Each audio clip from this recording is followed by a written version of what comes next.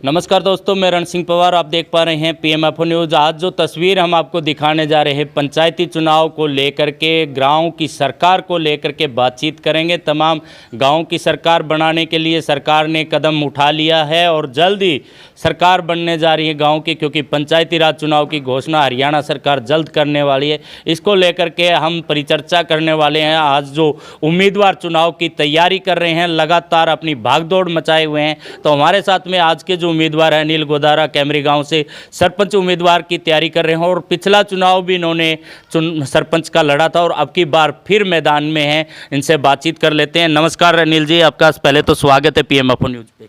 नमस्कार सभी दर्शकों को, साथियों को नमस्कार, सभी मेरे ग्रामवासियों को राम राम। धन्यवाद रण सिंह भाई, आपने एक बहुत ही महत्वपूर्ण विषय को अपना समय दिया और अपने मीडिया के माध्यम से आपके प्रयास बड़े सकारात्मक प्रयास हैं। मैं आपका धन्यवाद करता हूं। तो अनिल जी, आज जैसे कि सरकार पंचायती राज चुनाव की जल्दी घोषणा करने वाली है और चिट्ठियां भी इधर से उधर विभागीय होने जा रही हैं, तो आप सरकार से जुड़े हुए हैं, बीजेपी सरकार के कार्यकर्ता हैं, तो पार्टी के कार्यकर्ता हैं, तो सरकार में आपकी भी थोड़ी बहुत भूमिका बनती है। तो क्या कहना चाहेंगे सरकार की जो अब फिलहाल क्या गतिविधियाँ चल रही? देखिए, माननीय उच्च न्यायालय की जो रोक थी चुनाव को लेकर के, वो माननीय उच्च न्यायालय ने रोक हटा ली है और हमारे माननीय मुख्यमंत्री जी का भी आप लोगों के माध्यम से यही बयान है कि अब जल्द ही पंचायत चुनाव कराएंगे। और प्रशासनिक चिट्ठियां भी, जो वार्डबंदी की चिट्ठियां हैं या जो चुनाव से संबंधित जो प्रशासनिक काम है, उसकी भी शुरुआत हो चुकी है और जल्दी चुनाव होने की हमें पूरी उम्मीद है। और उम्मीद ही नहीं, अब तो चुनाव होंगे, इसमें कोई दो राय नहीं। तो चुनाव की भागदौड़ शुरू हो चुकी है, तो आपकी क्या तैयारियां चल रही है और किन मुद्दों को लेकर के आप चुनाव लड़ने जा रहे हैं? देखिए, हमारा तो क्योंकि राजनीतिक सामाजिक कार्यकर्ता है, तो रण सिंह भाई निरंतर जो है, जब से हम इस राजनीतिक क्षेत्र में है तब से प्रयास निरंतर यही रहते हैं कि समाज को हमारी भागादौड़ी से किस तरह के लाभ हो जाएं। और अगर मैं मेरी निजी तौर पर बात करूं तो लगभग 7-8 साल से मैं सामाजिक और राजनीतिक जीवन में गांव में अपना समय लगा रहा हूं। सुबह से शाम तक इसी प्रयास में रहते हैं कि हमारे प्रयास से, हमारी भागदौड़ से हम जो भी पेट्रोल हमारे मोटरसाइकिल पे, गाड़ी पे खर्च करते हैं, उससे किसी भी एक भी ग्रामवासी को किस तरह का लाभ हो जाए या सामूहिक लाभ हो जाए, उसके लिए निरंतर प्रयास करते हैं। और अगर मैं मेरी निजी तौर पर हमारी टीम की बात करें तो हमने काफ़ी ऐसे प्रयास 5-7 सालों में सरकार के माध्यम से या हमारे निजी प्रयासों से या एक टीम बना करके करवाने का काम किया है, जिसमें मुख्य तौर पर बात करें तो हमने गौशाला का निर्माण करवाने का काम किया है। ड्रेन की हम निरंतर सफाई करवाते हैं, जिससे ना तो उसमें पीछे जहाँ से जल भराव होता है उनको परेशानी होती और किसानों को उससे पानी मिल जाता है। लगातार नहरी पानी की बात करें तो कैमरी माइनर की सफाई की बात हो या बड़ी नहरें की बात हो, तो लगातार सफाई के लिए हम संपर्क में रहते हैं। और सभी हमारे ग्रामवासियों को पता है, जब भी कैमरी माइनर की सफाई की बात होती है तो किसी न किसी किसान का फ़ोन या हमारे भाईचारे का किसी का फ़ोन आ ही जाता है कि अनिल पानी की बारी है, और रजवाए सफाई की बात वो लोग करते हैं, तो उसके लिए प्रयास रहता है। बिजली जाती है तो बिजली ना जाए या बिजली कितनी देर में आएगी, इसके लिए प्रयास लगातार हमारे जारी रहते हैं। कोई अगर गलियां कहीं ज़्यादा टूटी हैं, कहीं जल भराव की समस्या है, उसके लिए भागादौड़ हमारी लगातार रहती है। हमारे या मेरे निजी तौर पर मैं बात करूं तो प्रयास सुबह 7 बजे से लेके 11 बजे तक का समय मैंने पूरा गांव में लगाया। मेरी वजह से अगर किसी की कोई पेंशन बनने की बात हो, कहीं सहायता की बात हो, तो उनके साथ जाना हो, तो जाने की बात हो। अगर किसी के कोई और कोई छोटी मोटी कहीं किसी डॉक्यूमेंट्स में कमी है, किसी के मैं बात करूं छोटी मोटी बिजली कनेक्शन की बात हो या कोई पोल लगवाने की बात हो, किसी भी तरह का काम हमने 24 घंटे गांव में समय लगाया है। गली नाली और तालाब की बात करें, पानी निकासी की बात करें तो कैमरी गांव में बहुत बड़ी समस्या पिछले दिनों बारिश ज़्यादा होने की वजह से देखने में मिली। बहुत सारी संस्थाएं, यहाँ की गांव का जो हॉस्पिटल है, गांव के जो सरकारी स्कूल है, सारे जलमग्न नजर आए। तो इस विषय पे आपका क्या कहना है? आप लोगों ने क्या प्रयास किए? देखिए, गांव का ढांचा गांव की पंचायत के जुम्मे होता है। पंचायत तो ने जिस भी पंचायतों ने जैसा भी काम किया, मैं उस विषय पे नहीं जाना चाहूँगा। जिस समय बारिश हो रही थी उस समय गांव की पंचायत नहीं थी, क्योंकि कार्यकाल आपकी सरकार में चुनाव नहीं होने की वजह से भी और समाप्त हो चुका था। गांव के लोगों ने ही प्रयास किए थे, तो मैं आपके प्रयास जानना चाह रहा हूँ। देखिए, जब बारिश हुई, जल भराव हुआ, तो हम लोगों ने निरंतर दिन रात प्रयास उस पानी निकलवाने के लिए किया। और आप इस बात को, जो लोग हमारे साथ थे उनसे आपको पता भी लगेगा। हमारे पूर्व सरपंच भाई छोटू राम जी, सुभाष शर्मा जी, एक हमारा युवा साथी अमित वाल्मीकि, एक मोहन गोदारा, ये लगभग 5-7 साथियों का समूह था जिन्होंने पानी निकासी के लिए प्रयास किया। और मैं इस बात के लिए निश्चित तौर पर मैं अपने आप को भी कहीं ना कहीं दोषी ठहराता हूँ कि वो पानी निकालने में 1.5 महीना लगा, जो कि लगभग 1 सप्ताह का काम था। लेकिन हम लोग प्रयास करते रहे, पंचायत सेक्रेटरी हो या बेशक जहाँ से भी जिम्मेवारियाँ, प्रशासनिक जिम्मेवारियाँ जिनके माध्यम से गांव में सुधार होना चाहिए था, वो रण सिंह जी हमारे, क्योंकि ड्रेन लगती है गांव के 3 तरफ, ये केवल राजनीतिक मनोबल की कमी की वजह से हमारे गांव की पानी की निकासी की समस्या हुई। अदरवाइज़ कैमरी गांव में पानी की निकासी की कहीं समस्या नहीं होनी चाहिए थी। ये पहले अगर पंचायतों के द्वारा, प्रशासन के द्वारा अगर प्रयास कर लिए होते तो हमारी संस्थाएं पानी में नहीं डूबती। लेकिन जब पानी में डूबी, उस समय भी हम लोगों ने जैसे प्रयास किए, वैसे प्रयास अगर और भी हमारे राजनीतिक सामाजिक बंधु करते तो उसमें इतना समय नहीं लगना था। उसके बावजूद भी हमारे माननीय डीसी महोदया जी ने गांव में विजिट किया, माननीय रणबीर गंगवा जी ने हमारी सहायता की, नहरी विभाग ने हमारी सहायता की, बिजली विभाग ने हमारी सहायता की। सभी विभागों की सहायता से हमने वो पानी निकलवाया और पानी निकलवाने की वजह से ही संस्था बच पाई, क्योंकि हमने इसी बात को लेकर के प्रयास और प्रशासन को कहा कि अगर संस्थाएं हम पानी से नहीं बचा पाएंगे, अगर पानी से ही नहीं बचा पाएंगे तो नई कैसे बना पाएंगे।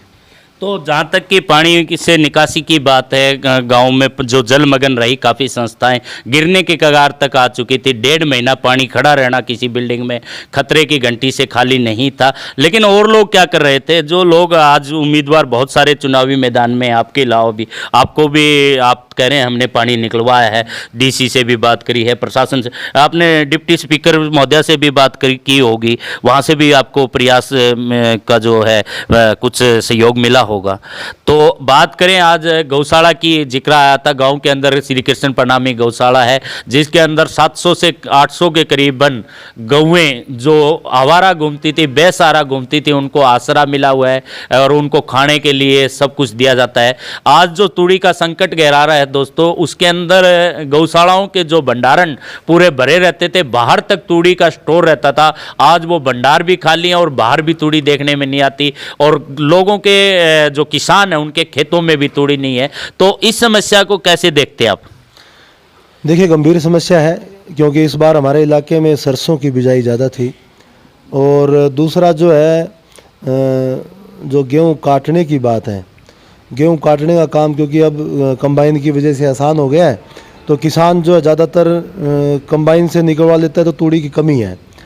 और तूड़ी की कमी की चिंता सभी हमारे सामाजिक बंधुओं के है, और इसके लिए प्रयास भी निरंतर है। क्योंकि अब गौशाला में पीछे जैसे गौशाला समिति बता रही थी कि हमने जो है चने का कोई चारा कहीं से मंगवाया है। थोड़ा आर्थिक संकट है गौशाला पे, इसके लिए सभी दानवीर सज्जनों से संपर्क किया जा रहा है।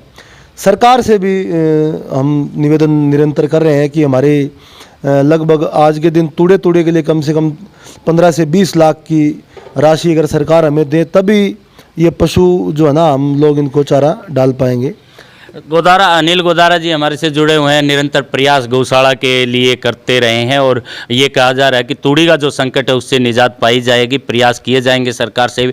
यहाँ तक कि जो जो तूड़ी की कमी आई उसके लिए जो सरसों की बिजाई ज़्यादा थी, गेहूं की बिजाई कम थी, दूसरा मशीनी युग के कारण हाथ से कटाई ना होने की वजह से किसान अपना काम जो है कंपाइन से करवाते हैं, जिससे भी 10 मन के करीबन तूड़ी जो है खेत में ही फूस जो है खराब हो जाता है। और दूसरी बात करें, आज अगर तूड़ी की कमी की गौशाला में बात करें तो ये भी आरोप लगाए जा रहे हैं अनिल गोदारा जी पे कि 32 मन के करीबन आपने तूड़ी जो है 32 क्विंटल तूड़ी आपने खा ली है। ये संभव हो सकता है कि हमने चारा घोटाला सुना था, लालू यादव का नाम सुना था, लेकिन आज कैमरी गांव में अनिल गोदारा हैं जिन पे आरोप लगाए जा रहे हैं कि इन्होंने तूड़ी गौशाला की खा ली। क्या कहना चाहेंगे अनिल जी इस बारे में?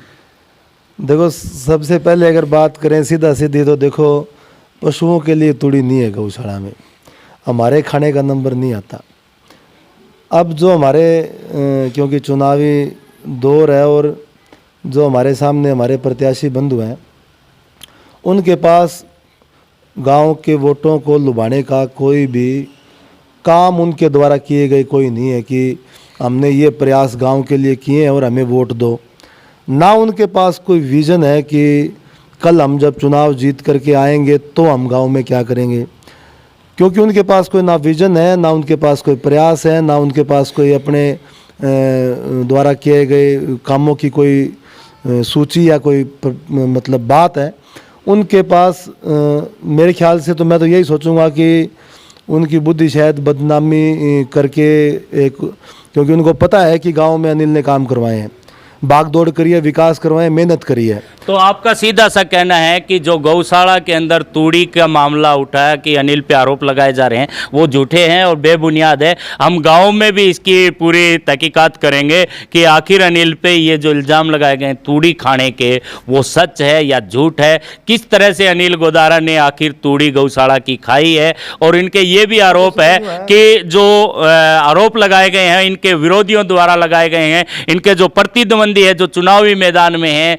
वो किसी तरह से काम करने में विफल है, काम करवा नहीं सकते और मुझे बदनाम कर रहे हैं, ऐसा आप कर रहे हैं? देखो, निश्चित तौर पर इसमें कोई दोराय नहीं।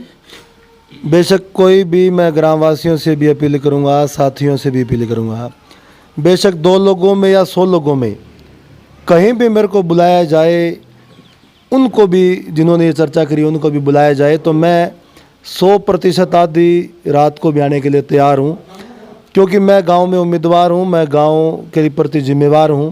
तो मैं अपनी सफाई देते टाइम भी मुझे कोई संकोच नहीं है। मुझसे कहीं भी आदमी किसी भी तरह की कोई भी बात इस बारे में कोई चाहे, बेशक गौशाला समिति अगर मुझसे कुछ पूछना चाहे मैं तैयार हूं। गौशाला समिति के प्रधान हैं गुरुजी राजदास जी, वो अगर उनको कोई शंका है तो मैं तैयार हूँ। मेरा कहीं भी किसी भी गौशाला छोड़िए, गाँव के किसी भी कोने में अगर किसी भी साथी के 5 पैसे का भी कोई हिसाब मुझ में हो तो बेशक आप मुझे किसी भी चौक में बुलाइए।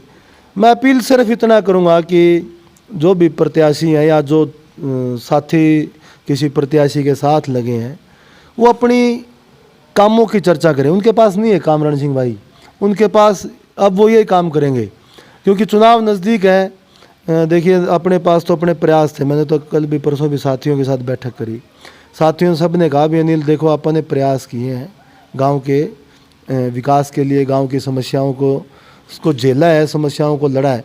अब पिछले साल तूफान आया था, बिजली चली गई थी। मेरी जब बिजली विभाग में बात हुई तो वो बोले कि कहीं कोई पीछे मेन लाइन में फॉल्ट है मीरका की तरफ। हमारे सुभाष है बेचारे लाइनमैन, उनसे मेरी बात हुई तो बोले अनिल वहाँ बड़ा फॉल्ट है और मौसम भी ख़राब है।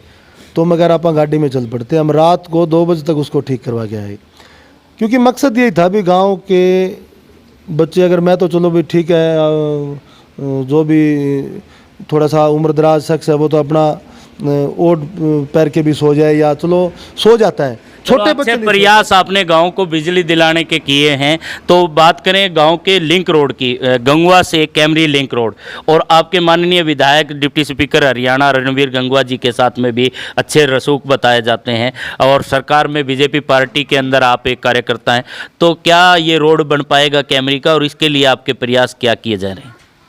देखिए रोड बहुत ख़राब है, काफ़ी समय से ख़राब है और इसका ना बनने का कारण यही है कि कोविड का जो महामारी, वैश्विक महामारी हमारे देश में, उसका प्रभाव भी हमारे प्रदेश के कामों पर भी पड़ा और निश्चित तौर पर विधानसभा के कामों पर भी पड़ा। और माननीय रणबीर गंगवा जी तो कोविड के टाइम में भी हमने उनको देखा, निरंतर भी देखते हैं, जितना लोगों को वो सुनते हैं, जितना लोगों की समस्याओं को लेकर के वो गंभीर है, शायद ही कोई विधायक हो।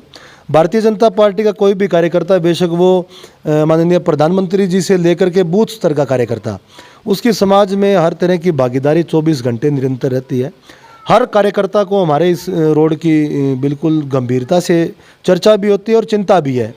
अब माननीय मुख्यमंत्री जी ने इसकी घोषणा, इसको बनाने की, मंगाड़ी गांव में जो वो गौशाला में आए थे उन्होंने की है। थोड़े ही समय में आप इसको नया और चौड़ा, बड़ा, भव्य, सुंदर रोड बनते हुए देखेंगे।